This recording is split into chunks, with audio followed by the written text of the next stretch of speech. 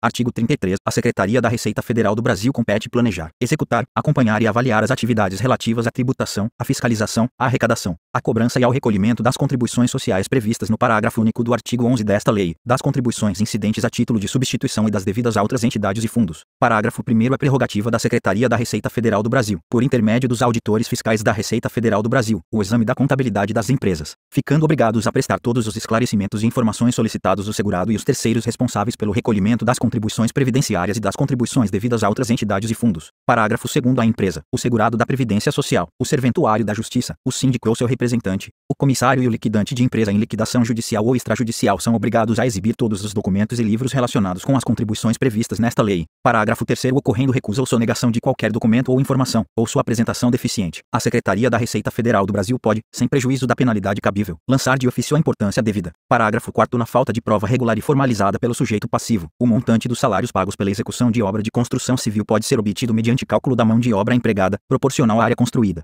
de acordo com critérios estabelecidos pela Secretaria da Receita Federal do Brasil, cabendo ao proprietário, dono da obra, condômino da unidade imobiliária ou empresa corresponsável ônus da prova em contrário. Parágrafo 5º. O desconto de contribuição e de consignação legalmente autorizada sempre se presume feito oportuna e regularmente pela empresa a isso obrigada, não lhe sendo lícito alegar omissão para se eximir do recolhimento, ficando diretamente responsável pela importância que deixou de receber ou arrecadou em desacordo com o disposto nesta lei. Parágrafo 6º. Se, no exame da escrituração contábil e de qualquer outro documento da empresa, a fiscalização constatar que a contabilidade não registra movimento real de remuneração dos segurados a seu serviço, do faturamento e do lucro, serão apuradas, por aferição indireta, as contribuições efetivamente devidas, cabendo à empresa o ônus da prova em contrário. Parágrafo 7º. O crédito da Seguridade Social é constituído por meio de notificação de lançamento, de auto de infração e de confissão de valores devidos e não recolhidos pelo contribuinte. Parágrafo 8º. Aplicam-se às contribuições sociais mencionadas neste artigo as presunções legais de omissão de receita previstas nos parágrafos 2º e 3º do artigo 12 do Decreto-Lei nº 1598, de 26 de dezembro de 1977, e nos artigos 40, 41 e 42 da Lei nº 9430, de 27 de dezembro de 1996, incluído pela Lei nº 11.941, de 2009. Artigo 34, revogado pela Lei nº 11.941, de 2009. Artigo 35. Os débitos com a União decorrentes das contribuições sociais previstas nas alíneas A, B e C do parágrafo único do artigo 11 desta lei,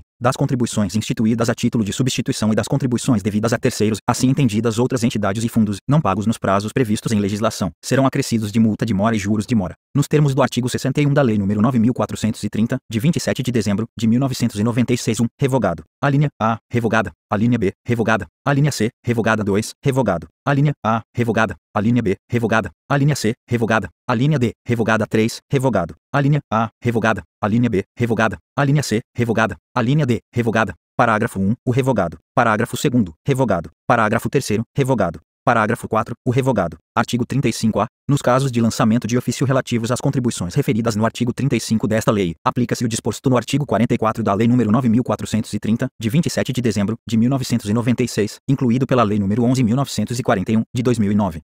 Artigo 36, revogado pela Lei 8.218, de 29 de agosto de 1991. Artigo 37. Constatado o não recolhimento total ou parcial das contribuições tratadas nesta lei, não declaradas na forma do artigo 32 desta lei, a falta de pagamento de benefício reembolsado ou descumprimento de obrigação acessória, será lavrado auto de infração ou notificação de lançamento. Parágrafo 1º. Revogado. Parágrafo 2. O revogado. Artigo 38. Revogado pela Lei nº 11.941, de 2009. Artigo 39. O débito original e seus acréscimos legais, bem como outras multas previstas em lei, constituem dívida ativa da União, promovendo-se a inscrição em livro próprio daquela resultante das contribuições de que tratam as alíneas A, B e C do parágrafo único do artigo 11 desta lei, redação dada pela Lei nº 11.457, de 2007. Parágrafo 1º. Revogado pela Lei nº 11.501, de 2007. Parágrafo 2º. É facultado aos órgãos competentes, antes de ajuizar a cobrança da dívida ativa de que trata o caput deste artigo, promover o protesto de título dado em garantia, que será recebido pro solvendo, redação dada pela Lei nº 11.457, de 2007. Parágrafo 3. Serão inscritas como dívida ativa da União as contribuições que não tenham sido recolhidas ou parceladas resultantes das informações prestadas no documento a que se refere o inciso 4 do artigo 32 desta lei, redação dada pela Lei nº 11.457, de 2007. Artigo 40. Vetado. Artigo 41. Revogado pela Lei nº 11.941, de 2009. Artigo 42. Os administradores de autarquias e fundações públicas, criadas e mantidas pelo poder público, de empresas públicas e de sociedades de economia mista sujeitas ao controle da União, dos Estados, do Distrito Federal ou dos municípios, que se encontrarem em mora, por mais de 30 dias, no recolhimento das contribuições previstas nesta lei, tornam-se solidariamente responsáveis pelo respectivo pagamento, ficando ainda sujeitos às proibições do artigo 1º e às sanções dos artigos 4º e 7º do Decreto-Lei nº 368, de 19 de dezembro de 1968. Artigo 43. Nas ações trabalhistas de que resultar o pagamento de direitos sujeitos à incidência de contribuição previdenciária, o juiz, sob pena de responsabilidade, determinará o imediato recolhimento das importâncias devidas à Seguridade Social. Redação dada pela Lei 8.620, de 5 de janeiro de 1993, parágrafo 1, ou nas sentenças judiciais ou nos acordos homologados em que não figurarem, discriminadamente, as parcelas legais relativas às contribuições sociais. Estas incidirão sobre o valor total apurado em liquidação de sentença ou sobre o valor do acordo homologado, incluído pela Lei nº 11.941, de 2009. Parágrafo 2º. Considera-se ocorrido o fato gerador das contribuições sociais na data da prestação do serviço, incluído pela Lei nº 11.941, de 2009. Parágrafo 3º. As contribuições sociais serão apuradas mês a mês, com referência ao período da prestação de serviço, mediante a aplicação de alíquotas, limites máximos do salário de contribuição e acréscimos legais moratórios vigentes relativamente a cada uma das competências abrangidas, devendo o recolhimento ser efetuado no mesmo prazo em que devam ser pagos os créditos encontrados em liquidação de sentença ou em acordo homologado, sendo que nesse último caso o recolhimento será feito em tantas parcelas quantas as previstas no acordo, nas mesmas datas em que sejam exigíveis e proporcionalmente a cada uma delas, incluído pela Lei nº 11.941, de 2009. Parágrafo 4º. No caso de reconhecimento judicial da prestação de serviços em condições que permitam a aposentadoria especial após 15,